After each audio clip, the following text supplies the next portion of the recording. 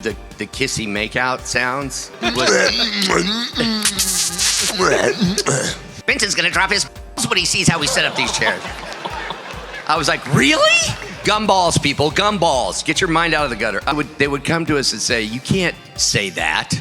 And the writers would be, okay, and they would come up with something so much worse. Oddest thing Rigby said, because he is an odd dude. You're watching convention coverage.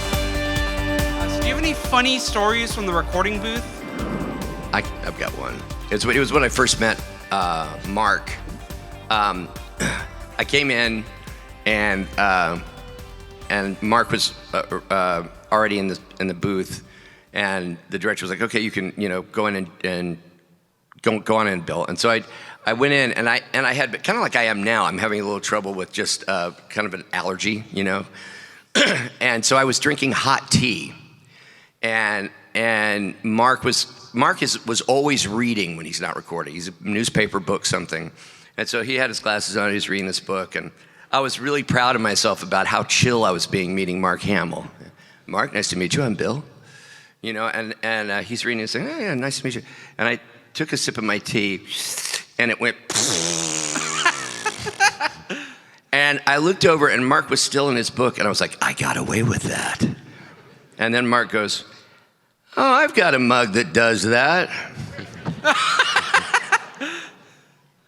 So that's mine. I think just the times trying not to laugh or something and just making yourself laugh and trying not to ruin takes, I think. I can't think of a specific time. I'll tell you something that was always weird. I was hoping she would crash the panel, but I don't know if Courtney Taylor's going to make it, but she was the voice of Starla. And watching these two in the booth do the kissy makeout sounds yeah, it made me simultaneously want to laugh and also vomit. So it was always funny. All right, well, thank you. You're welcome. Thank you. Despite regular show being aimed towards kids, there are so many adult jokes that, like, what is the one joke from regular show you can think of the top of your head that you were actually surprised that got away with, you think? Again, that's a target-rich environment. This came up also today, I think. It's the Muscle Man. It takes guests with breasts, and mine don't count. For me, it was probably when I said, Benson's gonna drop his balls when he sees how we set up these chairs. I was like, really? But There's several with balls dropping. There's Lots a few of balls. those ones. Yeah. GUmballs, people, GUmballs. Get your mind out of the gutter. But oh my God, that's terrifying. And that the other thing that the funny thing that resulted from that is, after the first few seasons, we started to get more attention, and so standards and practices started they're like, we better read this stuff, and so they would come to us and say, you can't say that, and the writers would be, okay, and they would come up with something so much worse, but it wouldn't be that, so it'd be okay. I think those are some of the funniest things, actually, are the ways they get around those rules that made some of the funniest jokes. Yeah. You're probably better off, if you're ever working in standards and practices, you're probably better off just letting the writers say what they want, because they will do heinous things if you try to change them. So regular show has so many absurd and hilarious moments, but also some surprisingly emotional ones. Was there a particular scene or episode that challenged you as a voice actor or stood out as especially meaningful to perform? The finale was pretty heavy. When we lost, spoiler alert, if you haven't seen regular show. When Pop sacrificed himself, that choked me up. But the thing that I did that felt just the sheer dickiest from Rigby was in the movie where he steals Mordecai's acceptance letter to college. Because that's pretty jerky. For sure.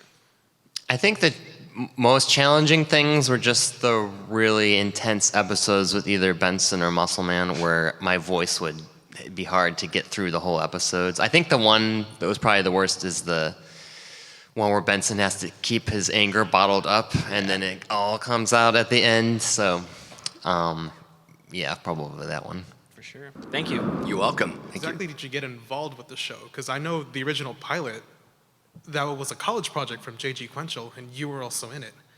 And were you guys also surprised how long it lasted? Or were you ever expecting it to last as long as it did? No, like how people still know about that short and stuff? Or Yeah, you're talking about 2 in the AM PM, right? Yeah. Yeah.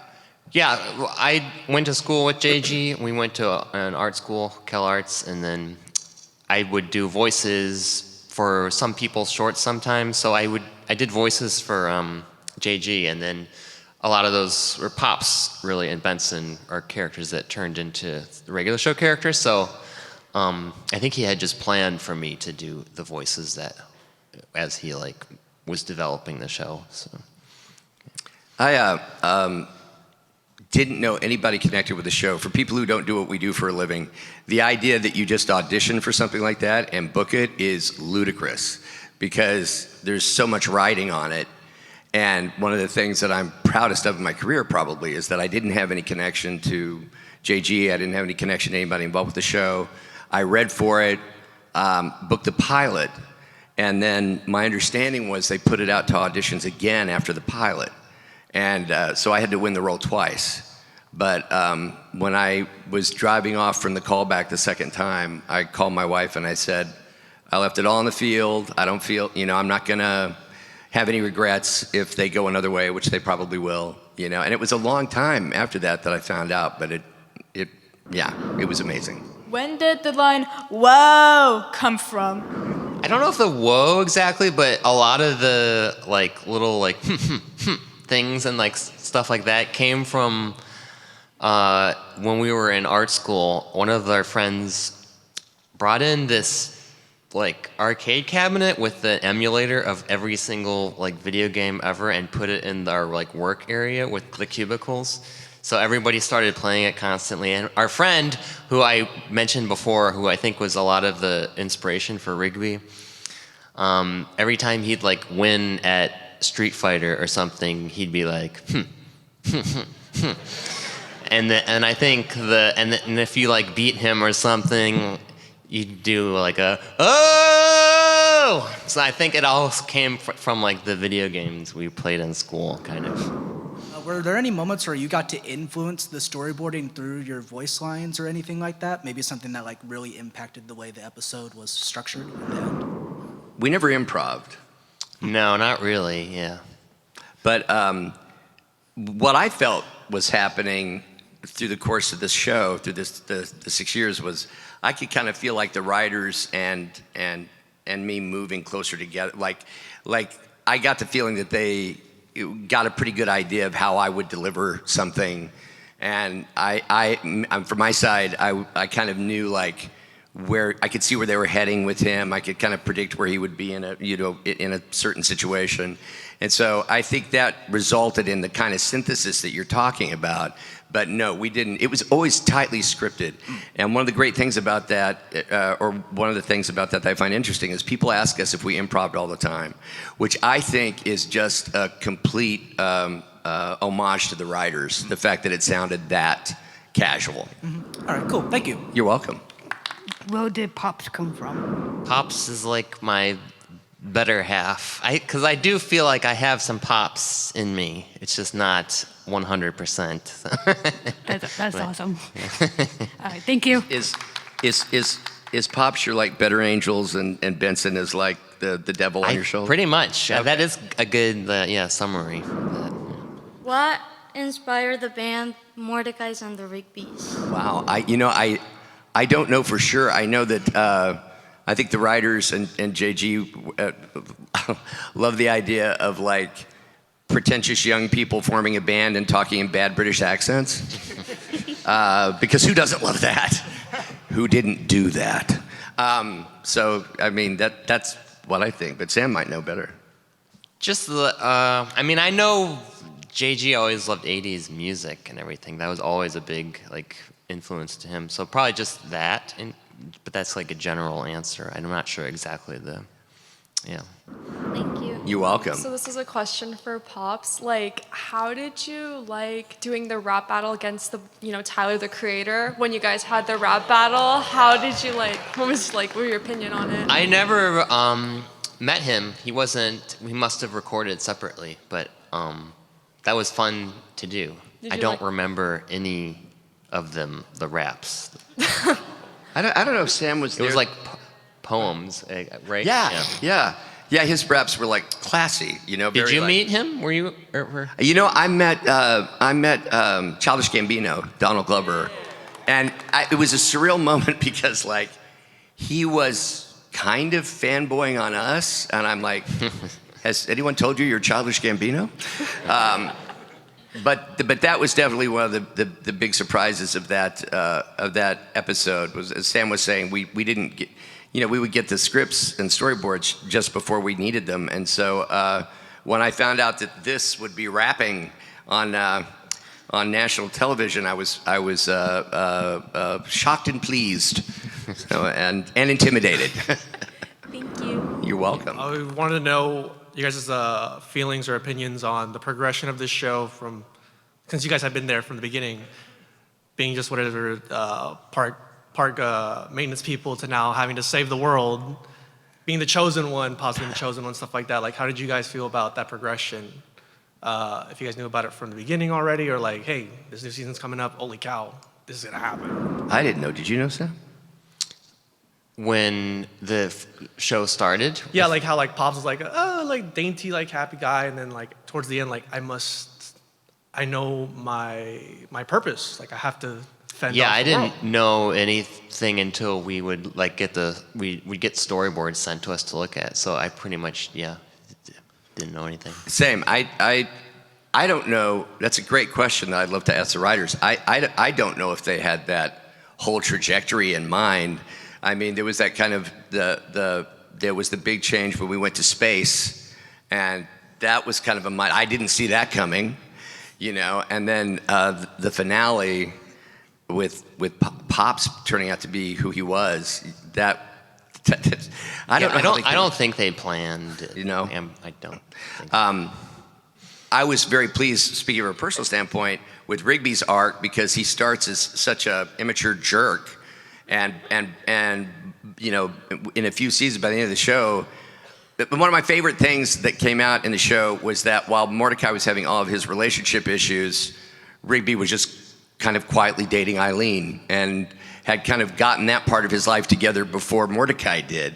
And his whole arc to responsible, ultimately a parent, was really satisfying to watch.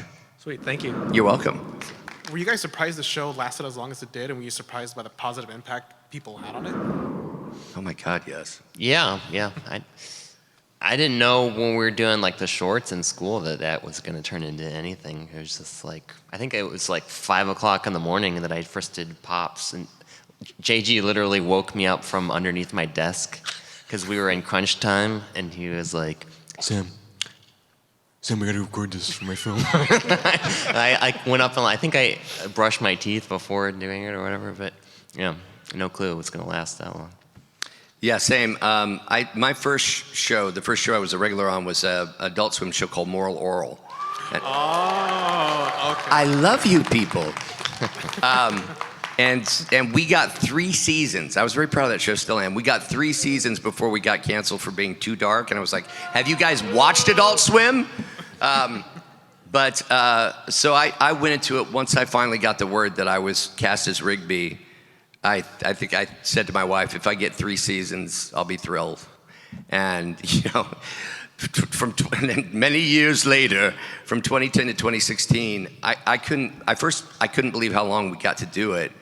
And then the fact that it is enjoyed, it feels like even just fairly recently, within the last couple of years, it's enjoyed such a resurgence. It's amazing because you don't know when we do a lot of work, we do a lot of jobs, and you never know when something is gonna hit that sweet spot in the zeitgeist. And I'm still stunned. Thank you. You're welcome. I feel like regular show itself sort of popularized a style of cartoon that revolves around, silly cartoon characters going through very ordinary and mundane moments. So how do you guys feel that sort of like genre or niche has evolved with shows like Rick and Morty and Smiling Friends? I've seen some of Smiling Friends. I think, that does have a similar vibe. I remember when, right after like regular shows sort of blew up, like I would get all these auditions from my agent where it was like, oh, these two are wacky friends, but he's a parking meter and he's a manhole cover, and I was like, you guys you don't get it. Like that's not the thing, that's not the lightning in the bottle. I felt like for a while people like, right, particularly after the success of Adventure Time and regular show, they were like, we got to do something wacky but it's the stories that came first. Like when people ask me what regular show is, I tell them it's a buddy comedy. It's a buddy show about two guys who work at a park. The fact that in fact, JG was adamant about never referencing the characteristics of the characters that were like, Rigby's tail or Mordecai's feathers, because that didn't matter, and I think that we've seen that kind of similar to the way that The Simpsons kind of popularized the idea that you could tell great stories with very simple animation. I feel like regular shows sort of made the point that the physical trappings were less important than what was going on between the characters, if that makes sense. Yeah. All right. Yeah, thank you so much. You're welcome. I was wondering if there were any characters that when you were reading scripts, you didn't know at a time what they'd sound like, but there was a line that you saw that was like, oh, I know exactly what this guy's going to sound like. I mean, I guess with Pops, doing him for the first time in school, he sounded way different, but just all of the like silly lines like butterscotch ripple and all that, just like the words and things just kind of have a way they might want to sound when they come out. But yeah. When I got the copy for the audition, it was about the pilot was where they take the weird old chair out together to get rid of it, and there were lines, but there was no context for the lines at all. So like one of the lines I'll always remember is, "Two ties, you don't know what I'm gonna throw next, baby." And I'm like, that could be anything from light S&M to like railroad ties to like neckties. I didn't know, but I could tell from the rhythm of the lines, it struck me that this was, whoever this Rigby dude was, he definitely hadn't found his zen. And so I just kind of played it over caffeinated and went, "Two ties, you don't know what I'm gonna throw next, baby." And I guess it worked. Awesome. Yeah, thanks. You know who else likes asking questions at a SacAnime panel? My mom! If you don't mind me asking real quick, though, I was curious, what were the previous iterations that you guys had for the voices that you used, if there were any, and how long did it take for you to find your final voice? Well, I think the Pops one was probably closer to my voice at the very beginning, like for the short. I don't even know what exactly the difference would be, but I think to like differentiate them later when it turned into regular show, his voice probably got higher and goofier to make it different from Benson. And then Muscle Man, I think he started out as being like pretty intense. And I think part of that, just to like settle it down so I could do it more, and also to give his character a little more nuance, he got a little more relaxed, I think. Maybe the same thing happened with Benson too, a bit. I don't think in terms of like just the physical voice, I don't think Rigby changed that much. I think they seemed to be pleased with how angsty I sounded, and they just stuck with it. Thank you. You bet. So what were some of the challenges for voice acting, and how did you guys get past it? I mean, it's kind of come up, but just getting through all the intense like Benson stuff or Muscle Man stuff, like the squealing and doing a lot of that, that was probably the hardest for me. And having to like pace myself and have tea and honey like ready, and then take the breaks and stuff. I would say the hardest physical challenge for me was doing one of the baby ducks. because and like I would do about 2 minutes of that, and this vein would start throbbing in my forehead, and I'd be like aneurysm adjacent, and yeah, it just I could only do so much of that before the migraine kicked my. What's the funniest or weirdest lines that you had to say as your characters?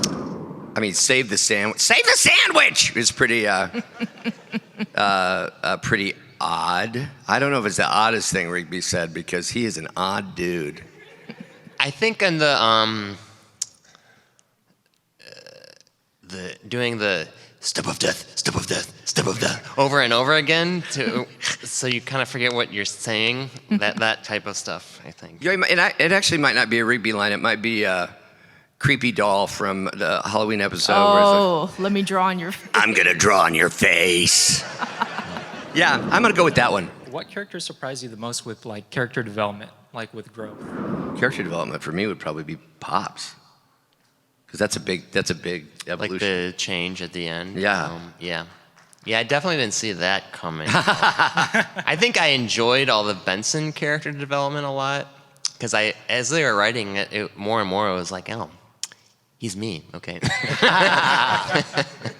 But yeah. Okay, awesome. Well, thank you. Thank you.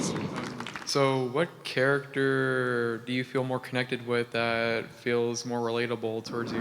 Mine for sure is Benson. It's kind of based on me, so that's an easy one. Yeah. I was a computer geek for a long time before I started doing VO, so probably Tecmo. Awesome. That's a cool one. Yeah. Thank you so much. Sure. Favorite episode? Oh, for me that would be like the Playco Arm Boy one where Rigby beats Skips in arm wrestling, because I love that. I mean, bonus, Skips kills Rigby, but what I really like about it is that Skips is such a mellow dude all the time. He's so centered and so zen, and the fact that Rigby beats him bugs the hell out of him, and so he spends that whole episode, trying to figure out what happened, and then he kills him. I think that episode actually was based on a friend of ours that we went to school with, who is partly some inspiration for Rigby, but I'm just now learning. He's not that. He's kind of a smaller guy, and he was one day just beating everyone in arm wrestling.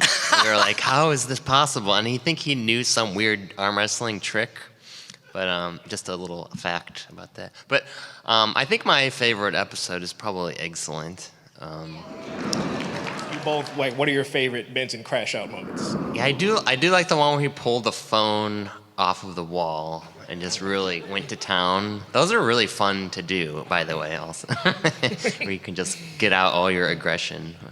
I feel like there was, maybe I'm wrong, you guys can tell me, I feel like there was an episode where like you saw Benson about to lose it and then they cut wide and it was just like a mushroom cloud. And I kind of love that, but probably going back to Sam's hardest day on the job, it would have been the meltdown that he had after like he had to be chill for the whole episode and it all built up, which I can tell you from being in the booth with him was genuinely terrifying. So there you go. Thank you. You bet. Right. What would you say is overall your guys' favorite villain from the show in general? I loved GBF because he's just so creepy. And then there's the implication of his anatomy, and then when he gets kicked in the chin. My chin. Yeah, but I also gotta give it up to Mark for being the evil British taxi. Yeah, that was good. Best. I mean, I loved your doll. Creepy doll was pretty That was awesome. fun. I'm gonna draw on your face. Thank you. Thank you. If you guys can choose any of the food that was in this show, what would it be? And it can only be that one choice. I think it's come up a few times this weekend, but I have a sweet tooth for sure, so I'd probably go for the big apple fritter that Pops had. I like the idea of cheesers, but I just think that I would have to eat something called the every meat burrito. And it probably wouldn't be great because like the meats would all cancel each other's out, and it would be like, it tastes like chicken, but yeah, I'd probably go with that. Awesome. All right, cool. Thank you so much. You're welcome. If every character you voiced were on the show Hell's Kitchen, who would last longest? I'm tempted to say Rigby, but I think it would, just characters we voiced? Or any character on the show. Oh, I think Skips is a shoe-in for something like that, But Rigby would come in with a lot of confidence and then wash out immediately. I think, Benson would be very prepared, but then his anger would get the best of him, and then he'd be like disqualified for destroying whatever he was working on, I think. Pops might do the best, but I don't think he would win. I think Muscle Man his would be too messy or something. I feel like Pops would do something with like croquettes or something, Yes. Yeah. Very dainty. Yes. If like all the characters had like a signature drink, like maybe they went to a fast food place and like ordered a drink, what would it be? Rig juice. Or Mississippi Queen. Ooh, I think I would get a vanilla milkshake. I just get like a Coke. I really just drink a lot of coffee, so. Would you do, if the characters from regular show, would they do better on Survivor or Real Housewives? It depends on the I think, I feel like Benson would do well on Survivor. Like, something would kick in and he would maybe win the show. Yeah. I think Rigby would have to be Real Housewives, because I don't know that he's a survivor.